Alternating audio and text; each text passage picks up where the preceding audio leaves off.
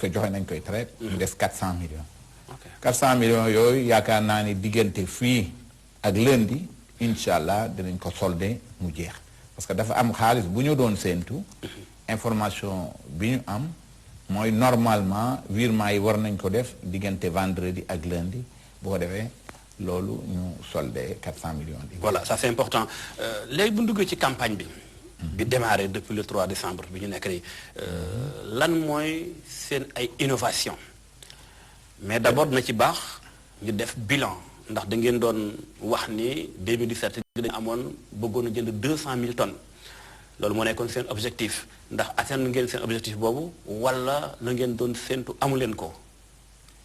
2017 200 000 tonnes moo doon suñu objectif noo ngi jënd 187 000 tonnes donc soo ko xoolee mooy 93,5%. kon soriwuñu woon suñu objectif te comme statistique yi ñu génne évolution production bi 2% la récolte yi amul 2017 ak yi ñuy am 2018 kon nu fixé waat objectif u 200 000 tonnes yi 200 000 tonnes yi commencé nañu le 3 la ñu commencé jënd gerte gi actuellement diggante li nga xam ni moom la ñu déchargé ak li nga xam ni ma nga fa nekk en attente c'est autour de 4500 tonnes ci 10 jours yu jëkk yi parce que am na ñoo xam ni pare guñu fu mel ni par exemple Ziguinchor ñoom dañu yeex a dugg ci commercialisation bi parce que seen production variété bi cycle long la telle sorte que dañ koy yeex a deqi yeex ko làpp donc yeex a commercialiser seen arachide te Ziguinchor am nañ fa ci usines yu gën a mag lañ fa donc bi nga xamee ni it campagne bi démarré na desoon amoon nañu quelques réglages yu ñu doon def pour mën a sécuriser gerte gi nga xam ni dañu koy jënd parce que itam dañuy xool toujours dafay indi coow mooy li ñuy wax couramment abattement mooy bu gerte gi ñëwee ñu xool ndax suuf si bari na xool ndax xeer yi bari na xool ndax bant yi bari na système donc nag situation boobu ci la ñu doon def quelques réglages mais commencé nañu léegi di décharger muy Kaolack di Diourbel di Louga ok kon da ngeen fixé waat li ngeen defoon daaw muy 200 000 tonnes bu ngeen sukkandikoo ci li ñu war a am comme production ci at mi nga xam te ni bi daañu ñëwaat léegi sax ci wàllu boobu mais tey ci bilan bi daaw dama déggoon coow lu bari lool ay baykat taxaw ci rajo bi ak télévision bi naan dañ ñoo ameel xaalis lan moo xew exactement ba Sonacos baykat taxaw di ko tuumaal ni dañ ko ameel xaalis ak seen alal ji ngeen wax ni am ngeen ko war a jënd gerte lu xew exactement foofu nag yaa ngi may ma gën a leeral bi affaire bi Sonacos mënul ameel baykat xaalis loolu mënul ne lu am kon exactement li am mooy Sonacos ci opérateur privé stockeur bi lay jëndee wala mu jëndee ci gros producteur bi ñaar ñooñu rek la Sonacos am droit jënde ci opérateur privé stockeur bi obligation bi nu ko jox noonu bu nu koy agréé mooy na nga jënd gerte gi ci point de collecte gerte gi na nga ko fay cash day fay cash obligatoire teg gi quoi ñu koy waxee teg gi kon amul droit jël gerte baykat jox ko Sonacos te fayu ko loolu ku ko ci def suñu ko xamee nun dañuy jël sanction yi ci war kon baykat bu demati ci rajo di wax ni dañoo jël sama gerte jox ko Sonacos na nga xam ni Sonacos tooñu la parce que Sonacos ñi mu siñeenteel ñoom dañoo d'accord ci ni nun duñu leb gerteeg baykat dañuy jënd gerteeg baykat teew bi teew soog koo jaayaat Sonacos mais foofu lan mooy problème bi kon bu fekkente ni Sonacos moom dafa am benn cahier de charge boobu signé ak producteur bi nga xam ne wala opérateur bi nga xam mooy koy jaay gerte gi mu ni ko danaa dem fay baykat bi lan ngeen signé ak opérateur boobu ba mën a am agrément bu fekkente ni respecté wul cahier de charge am boobu ndax ay daan du ci am ndax bu fekkente ni Sonacos toog na seetaan benn Modou Mbacké mu dem ci li ma xam Mbakol wala Pekes jënd fa gerte ba noppi fayul baykat yi Sonacos seetaan ndax tam nekku ni Sonacos ba tey mooy responsable. xam nga da nga ni Modou Mbacké dem marché Thilmakha wala bu Pekes jënd gerte. xam nga ki jënd gerte kon fay na gerte gi. jël fa gerte. waaw kañ dafa jël gerte ak jaaw. ci turu Sonacos peut-être la koy jël sax. ah waaw waaye Sonacos leeral na ko. te loolu moo gën a tax. loolu nu def ci communication bu leer. parce que li coow liy bari. ki nga soo jëlee opérateurs yi. 15% opérateurs yi. ñoo ñuy indil 85% li ñuy collecté. mooy opérateur yu mag yi. doo dégg benn opérateur bu mag bu dem ca rajo ba. ni Sonacos def na lii wala def nañ ma lii.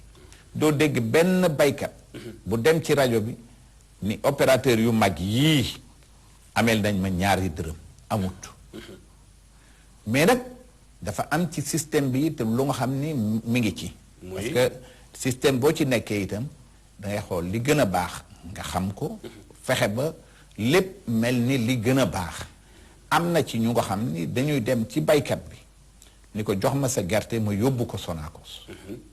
bu ma ko Sonacos fayee ma indil la sa gerte. baykat bi ñaari sax du wóolu ki muy jox gerte. ba bu toogee ayu bis képp gisul xaalisam mu dem ca rajo ba pour yaakaar ni ki mu jox gerteem Sonacos fay na ko mais kooku moo ko fayut parce que gerte gi li ñu wax nun bu ñuy agréé opérateur dan lay agréé ci point de collecte kon ci point de collecte bi ci nga war a jënd gerte gi. dañ lay identifier ci benn localité benn endroit par exemple tey bu ñu noon Ñaaxeen point de collecte la. Thilmakha point de collecte la.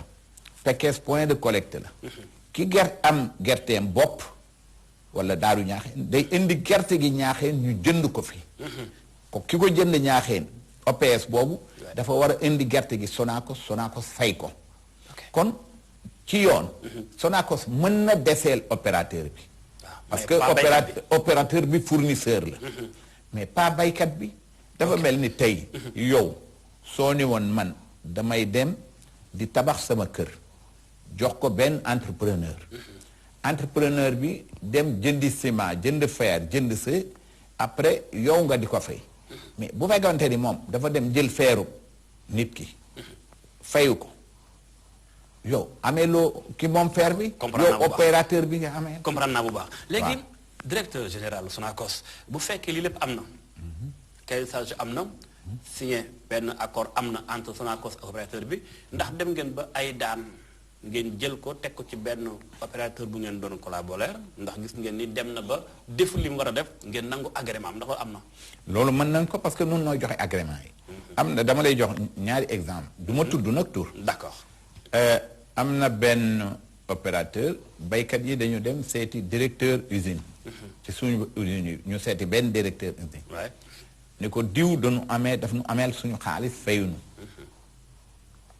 jour bi nga directeur bi usine bi wax nu ko dama joxe instruction ni nañu wiire xaalis bi ci kanam ñu woo opérateur woo baykat yi opérateur bi def décharge bi mu signé décharge bi ñu fay baykat yi aussitôt noonu la de mais ren bu demandé agrément duñu ko jox am na itam beneen non duñ ko jox duñ ko jox am na itam beneen opérateur boo xam ni ñoom demuñu ca usine ba mais baykat yi dañoo dem ci rajo bi ni daf leen ameel xaalis te moom Sonacos daf ko ameel xaalis loolu bi mu amee ñun bi ñu ko yëgee fekk itam même moment bi ñu ko yëg banque yónnee nu saisi ci opérateur boobu xam nga foofu dilemme la.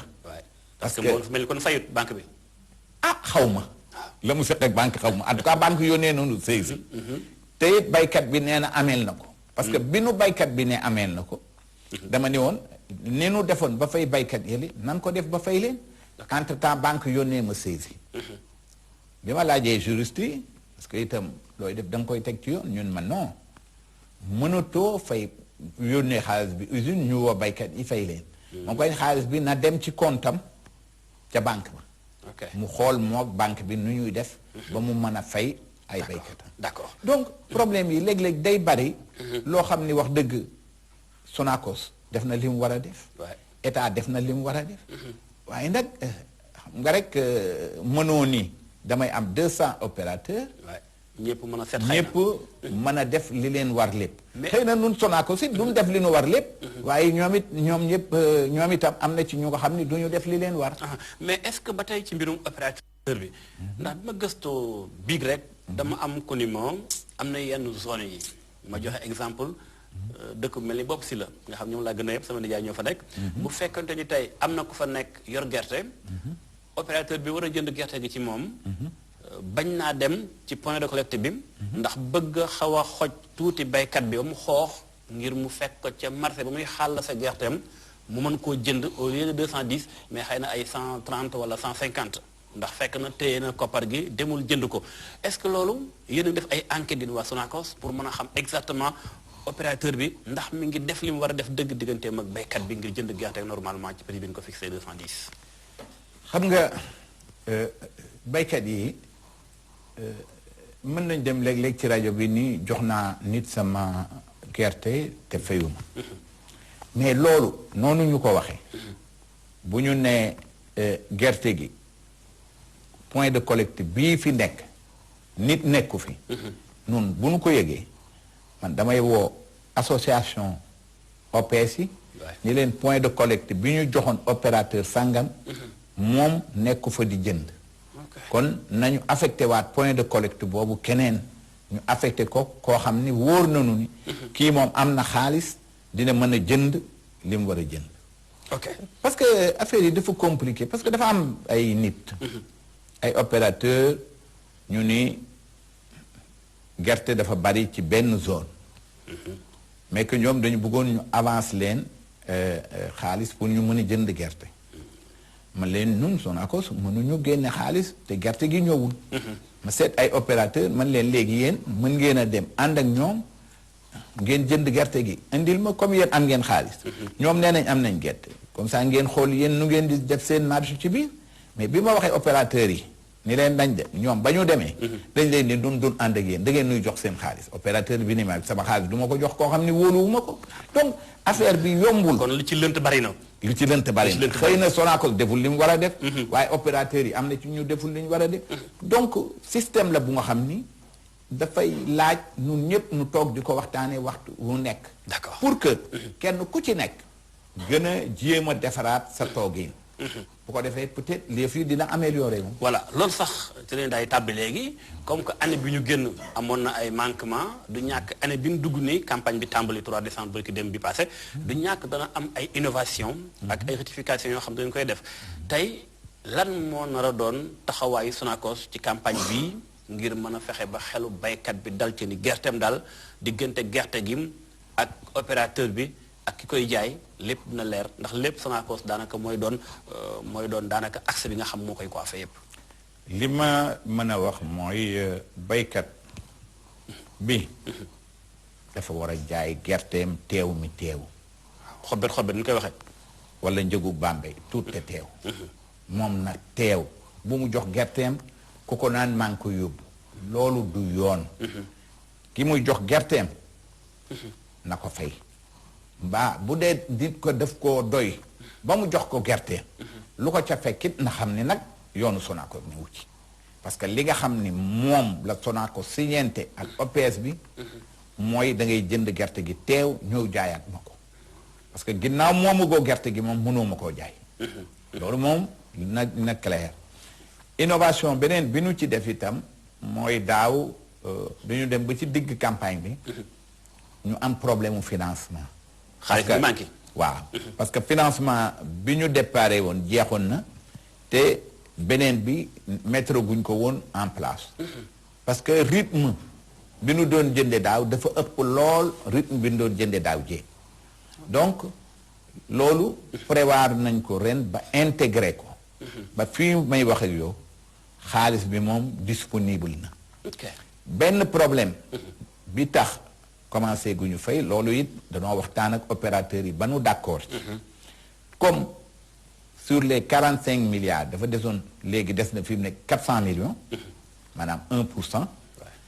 loolu ci des dañu d'accord ak opérateurs yi ni nañ fay 400 millions yooyu soo ko tàmbalee fay xaalis ñii nu ameel bu bees su dul woon loolu fay nañ leen ñii comme ni ma la wax 400 millions yooyu d'ici lundi normalement dinañu ko fay bu ko defee ñu commencé fay gi it duñ ci am problème parce que ITFC lebal nañu 34 milliards mi ngi ci sunu poos yeneen banque yi nga xam ne ñooy banque relais yi itam nga xam ne ñooy fay nu rembourser leen war nañ ñu lebal 20 milliards donc loolu moom yaakaar naa ni jeexagul. ok déjà bu nu fekkente ni yaa ngi tudd banque bu leen lebal xaalis boo ko boolee globaliser ko Sonacos ñaata la teg ci budget ci ay milliards pour mën a fexe jënd li mu bëgg muy 200 000 tonnes. xam nga dañu ni gerte gi 210 la. mais nun Sonacos du ñu jënde gerte 210. ah bon lu ngeen koy jëndee yéen. nun 236,5. lu jara xam la. ok parce que bu OPS bi demee jënd gerte gi. ci baykat bi. su ko indee ba Sonacos. waaw dañ koy fay marge fay ko transport. kon nun gerte gi mi ngi nuy dikkee 236,5 xam nga 236,5 soo ko multiplier par 200 000 tonnes. daf lay jox 47 milliards 200 millions. loolu wax mu ci seen i compte wala. loolu nee naa la 34 milliards yi ñi ngi ci sunuy compte. ok donc mu des 13 milliards yu nga xam ni. d'ici 34 milliards yi di jeex. danañ ko wuti ba am ko 13 milliards yi bu fekkente ni. am nanu 200 000 tonnes yi parce que daaw moom lañ fixé woon mais 187 lañ yem. 187 000 tonnes léegi am na beneen mbir boo xam day aaja xam diggante baykat bi Sonacos ak opérateur bi mu am lu ci am muy prix gerte bi. 210 yi. ñu bari dañuy jàmbat ni waa lu tax ceeb moom ma ngi cher lool kilo gerte ak kilo ceeb boo ko comparé kilo ceeb day cher ba ëpp ko doole diwlin gi ndaka noonu mais lu tax gerte moom njëgam du yokku taxaw ci 210 daaw ba ren ba tax daaw jekk. njëgam du yokku wala njëgam du wàññiku nga wax. njëg bi baykat bi. di jaayee gerteem. état di ko jënd 210 daaw jekk 210 daaw 210 ren encore ñu annoncé waat 210 lu tax moom état du yokku. li mu war a jënde gerte gi ci loxol baykat itam mën a féex mën a nokki tuuti nag. li yoon c'est-à-dire bu doon économie rek. la ñuy def. yërmande amu ci. prix gerte ren ñaar fukk ak juróom-ñeent la war a doon 145 francs. ah bon waaw parce que cours mondial huile brute yi ñoo wàcc. man su ma lay joxee benn exemple. contrat vente huile brute bi ma jëkk a def bi ma jëkk a signé fii. $1,550 la woon fi mu ne nii contrat bi ñuy exécuté $1,120 la xam nga kon $430 wàññeeku na. $400 boo ko rapporté ci $1,100 c'est presque 30%. ok donc loolu wàcc na ci. kon la prix gerte 210 yi. 30% boo ko ci génnee xam nga 63% lay nekk. 63% yi boo ko enlevé ci 210 yaa ngi tombé ci à peu près 145 francs. donc prix gerte normalement ci yoon. 145 la. bu ñu sukkandikoo ci nga xam. cours mondial bi ñu koy jëndee. waaw mais ndax état. état nag. moom mën moo a ni am beneen pexe. état moo ni. baykat bi nga xam ni. benn tool bi lay bay. benn tool bi lay bay. même quantité de semence moom lay am même quantité d'engrais moom la ciy def coono bi mu ci doon daj moom la ciy daj kon dafay jafe nga ni baykat bi li ma la fayoon daaw ba nga bayee 10 tonnes dama lay fay maanaam 10 tonnes ma fayoon la daaw baykat bi 2,1 millions ren boo bayee 10 tonnes dama lay fay 1,450,000 xam nga baykat moom loolu mënoo ko expliquer mu comprendre ko. techniquement du ko comprendre. économiquement mënu ko comprendre xaalisam mën a bari ci moom économiquement mënu ko comprendre parce que danaan waaw man sama tool hectare yi ma bayoon laa bay. waaw jiwu wi ma ci doon def laa ciy def engrais bi ma doon def laa ci def li ma récolté daaw moom laa récolté ren daaw ma am 2,100,000 ren ma am 1,450,000 loolu président ni loolu mënee su ko wax baykat mu comprendre kon état mi nga xam ni moo jaboote ñépp na état supporté différence bi am diggante 210 ak 145 muy 65 loolu état maanaam kilo gerte bu baykat jaay 210 soo ko jotee xamal ni huilier bi 145 la la fay état moo la fay 65 mais ndax état wërta mën a xool gerte ak njëriñam bañ a basé wu prix gerte gi rek ci cours mondiaux yi naan bitim réew kat mi ngi ko jëndee 145 mais ndax bitim réew tam bu ko jëndee 145. ñu commencé dugal ñam yooyu ci réew mi. ci la gën a bari. mu ne pourtant DG donte ñu ngi jàpp ni diw bi ñuy jëlee bitim réew indi ko Sénégal diw gerte moo ko gën. teewul diw googu jógee bitim réew dafa ñëw bari ci marché bi façon bari boo xam te ni bi moo tee ba Sonacos sax mën a jaay diwam. loolu est-ce que nekkul ni état ma war a organiser wu. ba mën a am système boo xam te ne bii dana mën a permettre Sonacos en tant que patrimoine national.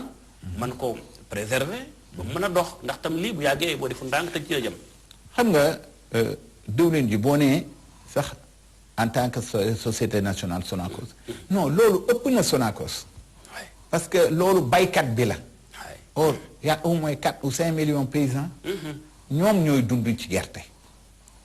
Sonacos moom daanaka intermédiaire la. moo yeneen huiliers yi ak OPS yi. ñooñu ñëpp dañoo ne ci diggante bi. mais li gerte impacté mi ngi impacté 4 ou 5 millions de paysans. ñooñu mënee su leen a seetaan. donc état commencé na organisation bi parce que ministère du commerce décidé na ni léegi dosette yi. 1 litre ak 5 litres mënee su ko def lu dul dëwlinu gerte. xam nga loolu su amee. ñi nga xam ne ñoom dañuy jënd 1 litre. wala dañuy jënd 5 litres wala dañuy jënd dosette ñoom dëwlinu gerte gi lañ leen réserver. ñi nga xam ne nag. da ngay yor sa bouteille dem ca boutique ba ni ko nattal ma genn wàll litre wala nattal ma 1/4 de litre nga xam ni yow booy jënd doo fay emballage bi. donc nga xam ni yow li gën a yomb rek ngay jënd foofu ñu ni les 20 litres ak 200 litres yi loolu yeneen huile yi bu mu mën a doon. mën nañ ko cee jaay. donc loolu mooy première démarche bi. mais du ñàkk bis mu dem ba xas ñu ni nan bloqué importation bi. ci jaay li Sonacos defar ndax loolu nekkul li gën ci Sonacos ak sénégalais yi. ah xam nga man bu doon man maye. dañ maa laaj sama xel. laaj ma lu ñu war a def. dama naan nañ bloqué. ok ba huiliers yi muy Sonacos muy yeneen huiliers yi. ñoom ñëpp ñu jaay seen dëwlin. bu ko defee ñu ubbi yeneen dëwlin ñu dugg si. ok loolu moom mooy man bu fekkoon ne dañ ma laaj sama xel rek. tey wéyee sama xel.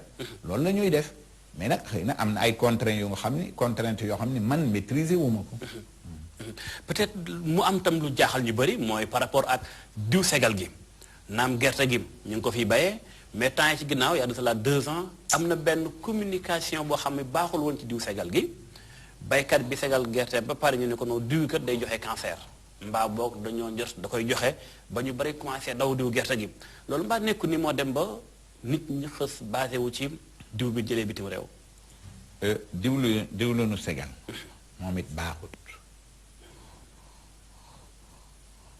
parce que suñu jëlee dëwlinu segal gi di ko raffiner dafay am lu ñuy wax pâte à savon maanaam ñiy defar saabu dañuy ñëw Sonacos fii ñuy defaree raffiner dëwlin bi di jënd pâte savon bi booy lekk dëwlinu segal pâte savon boobu da nga koy lekk maanaam da ngay lekkaale saabu waaw. luy danger bi loolu baaxul ci doomu aadama neex naa kon. ah loolu moom jël kii parce que ñun bu ñu raffiner suñu dëwlin ba noppi dañuy wax ni amul cholestérol 0% amul aflatoxine 0%.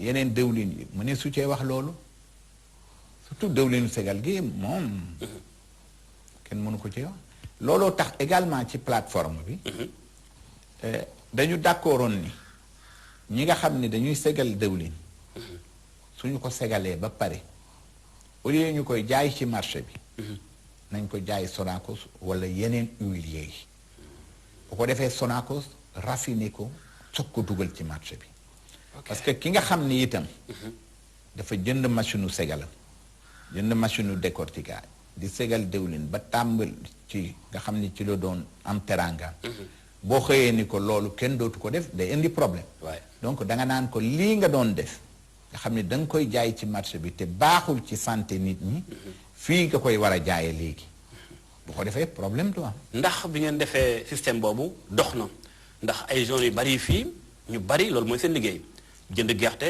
segal ko jaay diw gi Sonacos moom léegi dina jënd diw googu ci loxol segalkat bi daal di koy raffiné mooy defaraat ko ba mu sell dindi cholestérol beeg dindi lépp loo xam nga ci saabu waaw lu ci mën a joxe cancer boobu mais loolu ndax dox na par rapport waaw loolu dina dox c'est-à-dire dañoo nekk ci tàmbali parce que xam nga système bi ci boppam dafa dérégulé ëpp na 20 ans xam nga loo xam ni ci la ñu fonctionné lu ëpp 20 ans mënoo xëy en 3 mois 6 mois nga bàyyiloo nit ñi seeni habitude ndax am na ci ñu ci amoon teraanga ci système bi ni mu doon doxee xam nga boo leen bëggee bàyyiloo loolu na mu mën a def dina am tuuti yëngu-yëngu donc ndànk-ndànk la ñuy def ba système bi ñu delloosi ko ci système boo xam ne dafay cohérent dëwlinu segal bi ñu jox ko ñiy raffiné ñu raffiné ko organiser marché bi pour que dëwlinu gerte comme ni ko PSE waxee parce que loolu du sama xalaat mi ngi ci PSE ci programme Sénégal dañu ni dëwlin ju ñu fi lekk 30% yi huile d'arachide bi ñu bàyyee ci réew mi la d'accord mais est-ce que tamit nekkul ni war nañoo mën a xoolaat bu baax Sonacos ndax Sonacos boobu tey bu fekkente ni ngi nekk di liggéey ba ko dekkalaat ci Sonacos ba daan dégg à l'époque dafa bari woon ci biir ay filières yoo xam daan dox mais est-ce Sonacos léegi nekkul ni gerte gi rek lay doxal fi mu toll nii wala Sonacos dellu siwaat na ci nañu ko xamee woon à l'époque nekk benn entreprise boo xam te ne bi day ay produits yoo xam ne ngi koy doxal ci biir xew mi. effectivement li nga wax dëgg la parce que Sonacos doon na defar saabu doon na defar vinaigre doon na defar eau de javel doon na defar aliment de bétail doon na defar pâte dentifrice doon na defar parfum yooyu yëpp daf ko doon defar mais dama la wax ni man bi may ñëw di jël service benn usine doxatul salaire yi ministère des finances ñoo doon fay salaire travailleurs yi outil de production yi usines yi fukki at yi ñu privatiser Sonacos defuñu ci benn investissement campagne arachidière bi ma fi fekk muy soog a pare parce que mois de mai laa fi agsi 7000 tonnes le Sonacos collecté 7000 tonnes. 7000 tonnes néew na lool. kon xam nga ginnaaw comme ni ñu koy waxee kër gi moom fu ne la jàppe da ngay xool rek foo yaakaar ni moom ngay tàmbalee parce que donc il fallait que ñu jéem a doxalaat usines yi il fallait que ñu commencer di fay salaire yi parce que état di fay salaire yi mënul woon a continuer il fallait également que ñu réfléchir sur nu ñuy investir ci outil de production bi donc yooyu yëpp ci la ñu nekkoon ba maintenant salaire yi ñu ngi koy fay correctement outil de production bi itam ñoo ngi commencé di def maintenance yi ci war parce que usines yaa ngi tourner ak seeguñu nag seen vitesse de croisière mais ñoo ngi war a def ay investissement yu tax li ñu doon structuré doon ko raffiner ñu mën a def lu toll noonu ok donc ko jaay man ko jaay aussi parce que booy xool dañoo xamoon Sonacos amoon place ci marché bi nit ñi mën di def li ñu duppee consommer local mais daanaka Sonacos léegi borombee ni nga ko waxee sànq gerte gi lu ci baree bari léegi doxatul waaw mais loolu itam am na loo xam ne nun la war mooy war nañ def communication parce que peut-être suñu émission bii suñ ko dégloo ba pare dana bari ay baykat yu daan jël seen gerte joxe ko léegi li leen di gënal mooy wax ak Sonacos ni am naa sama gerte te point de collecte bi doxul Sonacos wax ak association opérateurs yi ñu désigner fa benn opérateur pour mu jënd gerte gi c'est-à-dire su émission bi permettre loolu mooy ni bu nu noonu itam bu nu jëlee communication jëmale ko ci sunu produit yi nga xam ni fi mu ne noo ngi koy fabriqué loolu produit yooyu dina gën a dox produit loolu moom dama lay wax ne incha allah DTV pare na pour collaborer ak Sonacos ci seen ay produits ngeen ñu mën a waxtaan collaborer ci côté communication bi incha allah loolu itam nun pare nañu incha allah pour que bu ñu commencé communication ci produit nu approché leen pour xool nu mën a liggéey ensemble incha allah suñu waxtaan xëcc jëm ci jeex du ñàkk mbirum mbay mi laataa tuuti ci wàllum politique ndax dañoo dëgmal lu am solo ci Sénégal élection présidentielle 2019 looy mën a waxaat leneen luy mën a gën a fexe ba xelu baykat bi dal ndax baykat moom amul lu may li mu suul ci suuf muy gànjaxam mu jàpp ni gànjaxam bii kat mooy faj njàmbatam te des fois jàmbat lay mujje loo ko mën a wax luy tax ba xelam mën a dal ci campagne bi ñu doog a dem ci wàllum politique. campagne bii moom wax dëgg yàlla état li mu war a def lépp def na ko mooy xaalis bi teew. 34 milliards mi ngi ci compte yi. mi ngi ci compte bi moom. opérateurs yi ñu ngi commencé dox. opérateurs yi ñu ngi livré. ñoom ñoo ni woon nañu xaar ba terminer 400 millions yi commencé fay. parce que liñ livré gu ni tam ça tourne autour de. parce que 4000 tonnes là, beaucoup de à 237 francs, ça tourne autour de 800 millions, 900 millions. Donc, lolo mom, qui a 34 milliards, diaholo. Donc, les gens qui état mom, warna ko def wax deug yalla def nako. Daw amon nañu rupture ci financement bi entre 20 millions de dollars yi tambalé ak ñuy jot benen finance.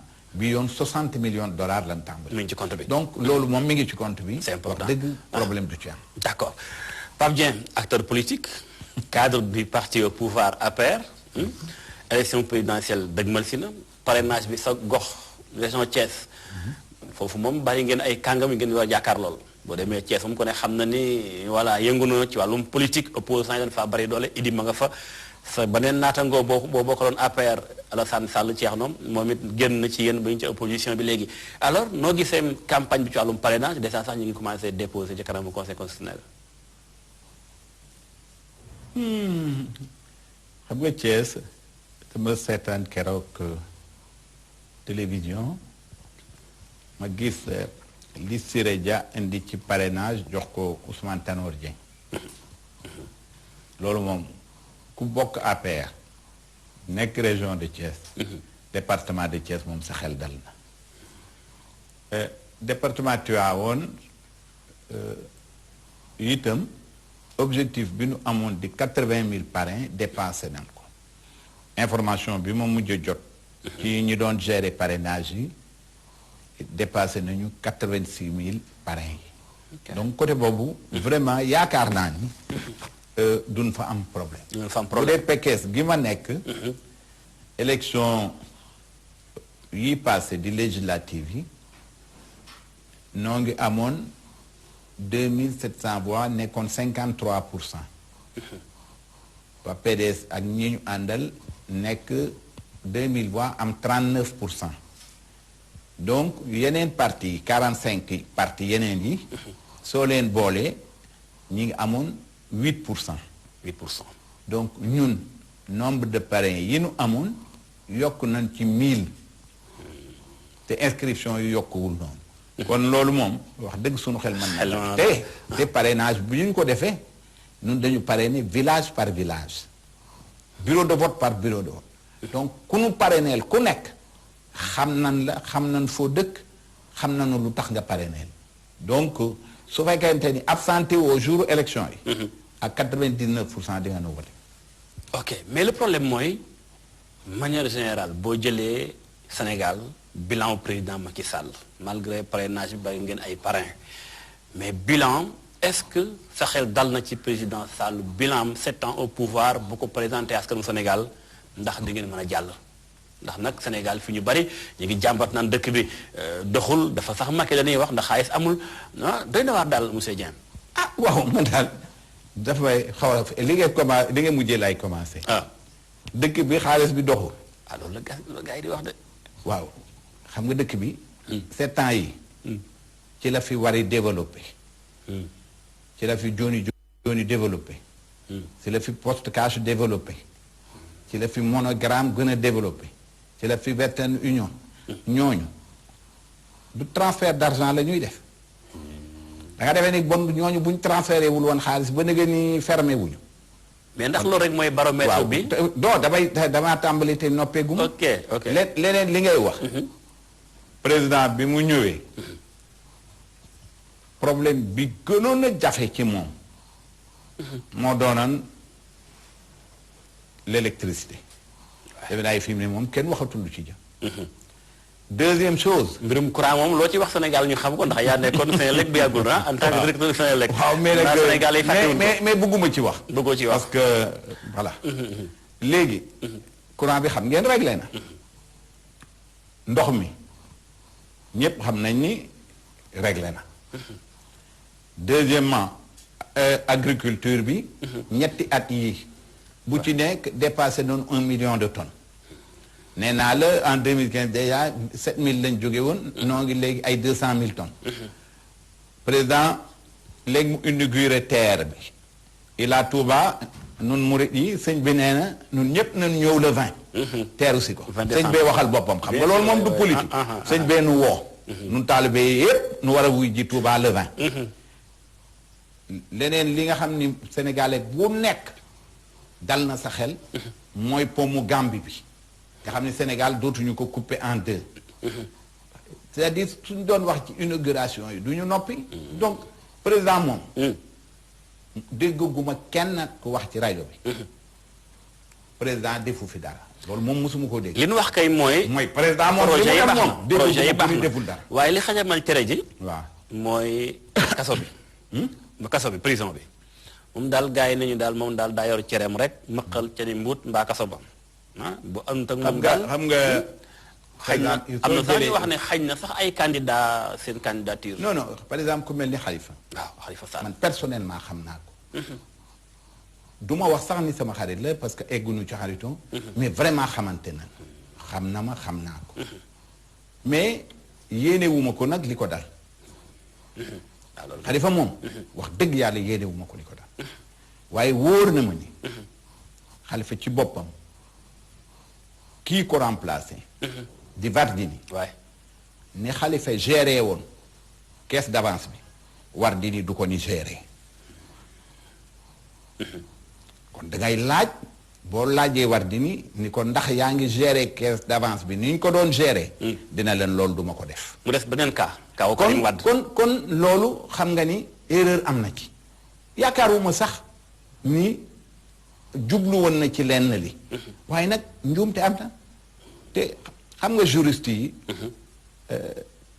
droit dafa compliqué. du ma juriste mais soo leen déggee ñuy raisonner. di wax ñoom ci ay fait la ñuy dem qualifier fait yi. ci gàttal kaw Karim Wade aussi. dafa mel ni moom Karim mooy candidat bi ngeen gënoon a sàkkal pexe. candidat PDS. yéen waa APR xam nga lenn jaaxal na ma. Karim Wade bi Latif Coulibaly di bind ci ANOCI. ñëpp dañoo tàccu. ñëpp a tàccu. mun naa citer journal bi La Gazette. ah bien sûr. loolu bi muy bind ci gestion ANOCI. bi muy bind ci Karim Wade amul 80% wala 90% Sénégalais yi. dañoo tàccu. ni wax dëgg nii ñu yore alal réew mi jaaduwul. mën na maa wax yeneen ak yeneen ak yeneen yu demee noonu. ñu dem ba ci CREI yi jugé condamné. ba boobu. daanaka déggoo ko wax dara. waaye nag. Sénégal li ci metti mooy boo defee dara tey même Sonacos gii. sub agent defee dara ma sanctionné ko. gis nga ñi préparé dossier sanction bi ba indil ma ko su ma ko sanctionné bu demee ca ñoom ñaari yoon yërëmtalu ñu ànd ak secrétaire général mi gérer ressources humaines ñu ma mais DG te nga koo baal loolu mooy Sénégal. c'est-à-dire dañu gaaw a yërmaande président Sall moom ndax tamit du baale ndax mbir mi mënta warta doon rek kumba am ndey kumba amul ndey. c'est-à-dire ndax gars yi nee ñu des fois mu am ku ne ci wetam daal def benn mbir mu làq ay rapport rek fi yoo xam te ne bi ñu bare nga koy ñaawlu que ni. caa teg coom la xam nga attention.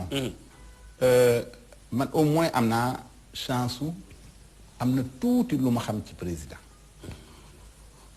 te géré naa Sénélec géré naa Sonacos. mais wax dëgg yàlla te yàlla rekk tax may wax parce que du ma wax lu ma gëmul. président musu mooy sant ma def lu dul yoon musta am musta am donc ku def leneen li ma gëm mooy yaa ko defal sa bopp mais sant la ko du ñàkk benn message à l'endroit de tous les Sénégalais pour ñu am élection yu apaisé ndax gis nga li xew barki dem Conseil constitutionnel ay groupes sax jot naa naaw diggante ay mandataires u parti ak ku mel ni El Hadji Malick Gakou diggante pouvoir ak opposition dënn yaa ngi tàmbalee jóg en tant que responsable politique bokk ci APR parti au pouvoir du ñàkk nga woote ak dal ngir Sénégal gépp élection yi am ci jàmm salaam. élection yi pour man dama jàpp ni élection li ci am importance mooy yow Modou Mbacké man pas bien kenn ku nekk ci ñun sa carte nga woteel ko ki nga ko bëgg a woteel te su wàññi carte yi jotee ñu wàññal ko kooku loolu mooy transparence élection maintenant am na loo xam ni am na opposition bi dañu ni woon Karim Wade kenn sañu ko jàpp biñ ko jàppee dara mujj ci opposition bi dañu ni woon nu mu tuddati sañee su la voté parrainage bi du fi am président woo leen ni nañ leen ñu waxtaan léegi ñoom ñooy xëccoo ñoom ñoo doon xëccoo pour déposer parrainage. njëkkante ah. waaw ñoo doon njëkkante pour déposer parrainage. alors que ñoom dañ noonu du fi amee. situation oblige li am na. mais non xam nga non loolu je suis d'accord avec yow. Modou Mbacké. à partir du moment. où dañ noon parrainage bi baaxul du fi amee ceci cela d'accord ñu tey. kay leen nu waxtaan ñu ni d'accord. ñaata nit ñoo dem demander. formulaire bi pour doon candidat. ëpp na 120. bari woon na waay. yow wóor na leen ni 120 candidats. kenn mënta organiser yooyu élection. kon parrainage bi baax na pour mu nekk filtre. parce que itam ci sama xalaat. ñun Sénégalais yi nooy financer élection yi ci sunu xaalis lañ koy. ci lu wér ci lu wér. kon bu fekkee sunu xaalis lañ koy financer. mënuñu nangu kenn ku nekk. nga jóg ni damay doon candidat ñu war a laa defal 6 millions de bulletins war a dépêcher ay imaginez yow miy liggéey ci télévision su état waree wut 123 équipes yu topp 123 candidats yooyu moyen fu ko état di jële yaa ma gën a xam télévision xam nga li télévision di coûter donc tout ça je crois que jaadu na ñu organiser ko pour la démocratie mais surtout pour l'économie parce que nag réew mi aussi ak lu ñu la mën a wax su économie bi doxul réew mi du dox DG gërëm naa la bu baax a baax directeur général Sonacos Papa Dieng ma tooñ tuuti Papa Dieng kajoor bi baykat bi ne ci gerte gi tey am nay tool ba léegi Kër Ale bien sûr ak Ngembe am nay tool sama tool ba léegi bu ruuj jotee ma ruuj. ñaata ton nga bay gerte daaw. bu bay jotee ma bay bu naaf jotee ma naaf. bu bàcc jotee ma bàcc. est-ce que fàttewoo mbàcc meek naaf beeg njëri bi. tey laa ko gën a man boo demee sama kër. xam ni man mi ba léegi jógee guma ci àll bi noonu la daan la tabaarkalla merci beaucoup vraiment mbégte la woon ci ñun dalaloon directeur général Sonacos di Papa Dieng. nekkoon sunu gan ñu waxtaane mbay mi waxtaane Sonacos waxtaane gerte gi incha allah kon beneen invité ci beneen émission diisoo ci DTV waaye itam ci Dunia FM 88.9 ngeen man ñuy bàyyi xel foofu itam incha allah kon beneen gan beneen waxtaan ngeen wédi ànd ak suñuy programme merci beaucoup monsieur Dieng gërëm naa la bu baax merci beaucoup merci beaucoup.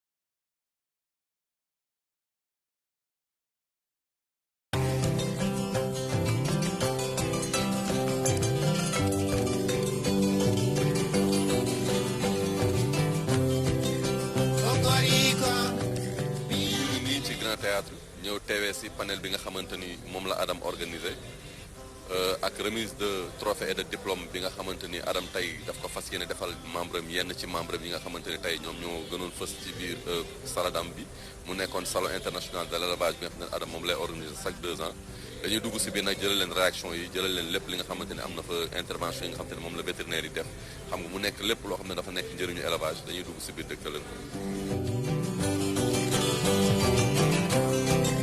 Minha beleza capa África. Minha beleza para ver na África. Minha beleza para ver na África. Ashanti, Ashanti, África é debout. Le soleil se lève. Le coq a chanté. Unité africaine. Cocorico, minha beleza.